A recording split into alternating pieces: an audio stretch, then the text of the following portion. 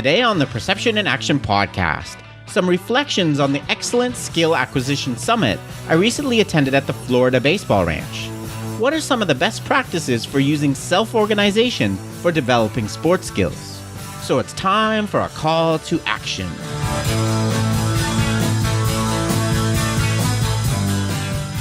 Hi everyone, this is Rob Gray from Arizona State University and PerceptionAction.com. Welcome to the Perception in Action podcast, where I discuss how psychological research can be applied to improving performance, accelerating skill acquisition, and designing technologies. In today's episode, I want to discuss some of my takeaways from the Florida Baseball Ranch Dutch Baseball Skill Acquisition Summit that was held on September 8th and 9th. This was a fantastic event that was at the same time both very professionally run and very informal, with lots of great opportunities for casual interaction and discussion. So thanks very much to Randy Sullivan and Amy Marsh from Florida Baseball Ranch for inviting me to present and for all their efforts in organizing. A dominant theme across all the presenters was promoting self-organization for skill development, injury rehabilitation, and injury prevention. So it was really interesting for me to see how concepts like functional movement variability, attractors, repetition without repetition, and redundancy are actually being put into practice. So today, I thought I would pull out some of the main themes that emerged for me, pun intended. Theme 1, stability before perfection. A common thread that I pulled out from a few of the presenters, including Franz Bosch, Paul Venner, and Ron Wohlforth, is the importance of having stability in a movement solution before worrying about technique. I think this fits into the general theme of Franz's now famous quote, "The body shows remarkably little interest in what the coach has to say." During any movement, your body is going to prioritize stability and safety no matter what you or anyone else tells it. As Franz put it, focus on movement stability first, then perfection. Unstable perfection can never be efficient. A good example a few of the presenters discussed was the importance of looking at deceleration patterns in movement. Often when we look at a sports movement, we ignore the deceleration phase because it occurs after the ball has left the hand or the bat. Our movement can no longer influence performance outcomes at that point, so why should we care about it? Well, the bottom line is your body is not going to allow you to move as quickly and forcefully as possible unless you give it an effective exit strategy. Unless you have an effective way to dissipate force, your body is not going to optimally generate it in the first place. A similar thing occurs with loading during movements. For example, the front foot in a baseball batting swing. If there is not stability, force and thus velocity will just dissipate. Another analogy I think we can use is that of dieting. If you go on an overly large reduction in calories, your body is going to confound your efforts to lose weight by storing fat more effectively. As Franz nicely put it, motor learning is about avoiding unstable solutions. So I think this has a lot of important implications, in particular in terms of the way we connect strength and conditioning and skill development in training. As Paul Venner nicely discussed, if we focus more emphasis on coordination training with variable lighter loads, as opposed to always doing traditional constant heavy weight training, we can learn to develop this stability. Theme number 2. Giving self-organization a push by combining instructional methods.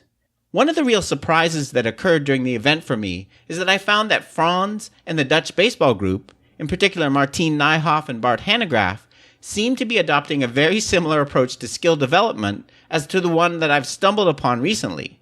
That is, combining manipulations of constraints with a differential learning approach. This is something I was planning to talk about in the future, but this seems like a good time now. Basically, as many of the coaches out there I'm sure have experienced, sometimes when we use a constraints-led approach to encourage an athlete to find their own solution to a movement problem, in practice, they get completely lost and never seem to come up with a good solution. In other words, sometimes self-organization needs a little bit of a push. This is something that I observed as kind of an aside in the recent study I published looking at using the constraints-led approach for increasing launch angle in baseball batting. Although overall, this was a highly effective method that resulted in significant changes in launch angle, fly balls, home runs, and exit velocity, it did not work equally well for all batters, as there were a few that took much longer to find an effective movement solution for getting the ball in the air than others. In a follow-up study that I'm just analyzing and writing up now, we actually looked at different ways to give self-organization a push in this situation. Talking with Franz and the Dutch baseball group really helped to clarify and support what I was thinking with this. When an athlete struggles with self-organization in the constraints-led approach, I think it can often be the result of there being not enough movement variability.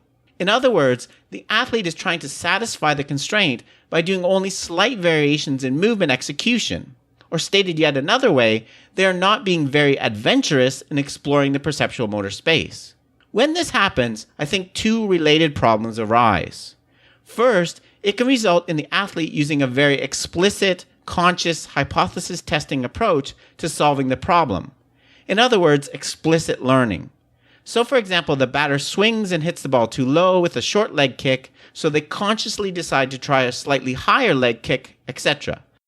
Because in most cases, like in my study, the basic skill is already well learned, this type of explicit hypothesis testing is likely to be much less effective than more implicit learning, because it will interfere with proceduralized knowledge.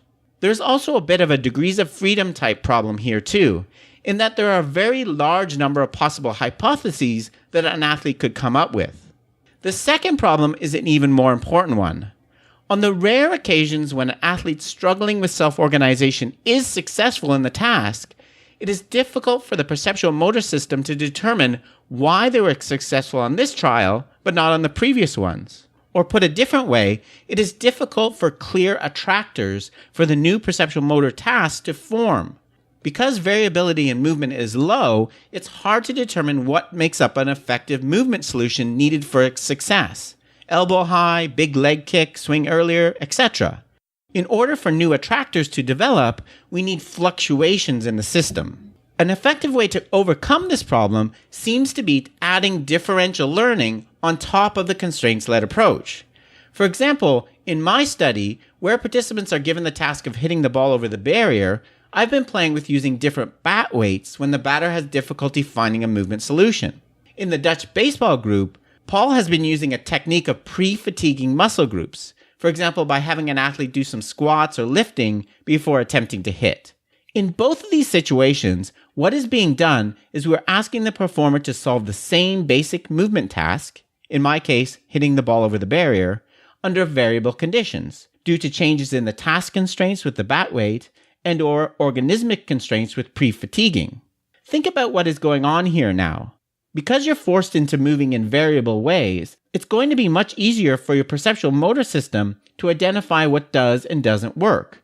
Or in other words, adding these fluctuations to the system makes it easier for clear attractors to develop. When you do a bunch of squats and consequently don't put your legs into the swing and you don't achieve the goal, well then pushing off with the legs must be part of the solution. But of course, hopefully not done in an explicit manner like I've described. As I said, I'll talk more about this in the future, but I think this approach gives you the best of both worlds.